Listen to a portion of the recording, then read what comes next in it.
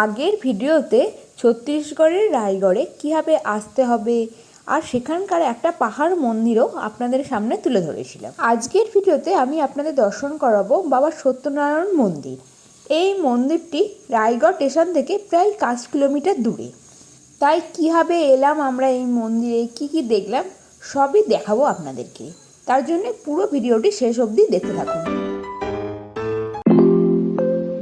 ছত্তিশগড়ের কোসামরানায় অবস্থিত সত্যনারায়ণ বাবা মন্দিরটি শ্রী শ্রী সত্যনারায়ণ বাবার তপস্যাকে কেন্দ্র করেই গড়ে উঠেছিল। ভগবান শিবের প্রতি নিবেদিত প্রাণ এক গভীর আধ্যাত্মিক যুবক 1984 সালের 12 জুলাই ডুমুরপালি গ্রামে জন্মগ্রহণ করেছিলেন। তার আসল নাম ছিল হলধর। 1998 সালের 16 ফেব্রুয়ারি তিনি স্কুল যাওয়ার জন্য বেরিয়ে 18 কিলোমিটার পথ পাড়ি দিয়ে কোসামনারায় চলে এসেছিলেন। কথিত আছে যে এখানে এসে তিনি শিবলিঙ্গের প্রতীক পাথরের সামনে বসেন এবং পরম ভক্তির নিদর্শন রূপে নিজের জিহ্বা কেটে ফেলেন।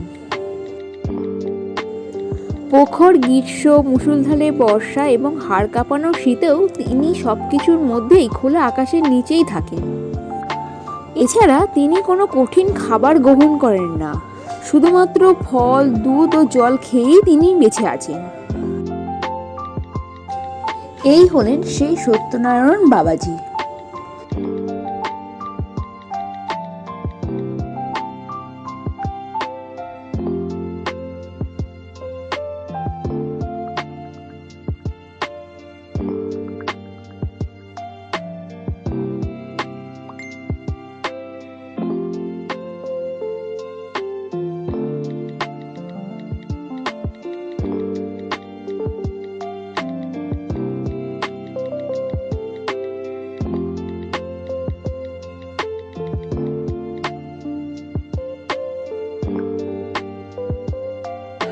শেষ করার আগে জানিয়ে দিই কীভাবে আসতে হবে এই মন্দিরে।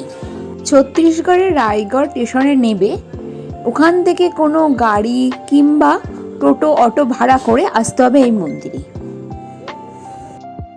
আজকের ভিডিও এখানেই শেষ করছি। পরবর্তী ভিডিওতে আমি দর্শন করাবো এখানকার চন্দ্রহাসিনী মায়ের মন্দির।